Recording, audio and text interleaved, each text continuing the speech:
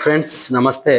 ఈ మధ్యకాలంలో మనం బాగా వింటున్న కేసులలో గంజాయి కేసు అనేసి డ్రగ్స్ తీసుకుంటున్నారు అనేసి మనం వింటున్నాం.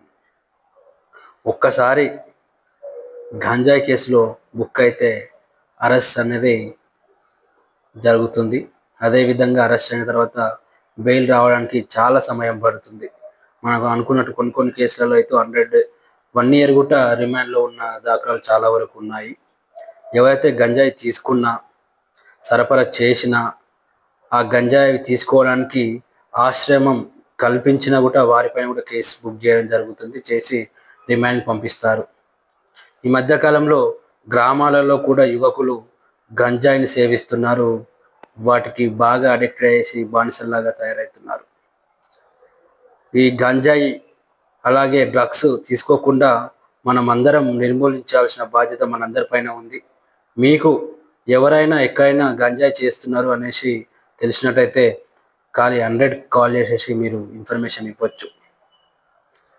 దయచేసి యువకులు గంజాయి మరియు డ్రగ్స్ జోలికి పోకుండా ఉండాలనేసి నేను కోరుతున్నాను మిత్రులారా. అలాగే సుప్రీంకోర్టు కూడా చెప్తుంది ఏంటంటే గంజాయి కేసులలో యాంటిసిపేటరీ బెయిల్ ఇవ్వకూడదు అనేసి కూడా రీసెంట్ జడ్జిమెంటే ఉన్నది.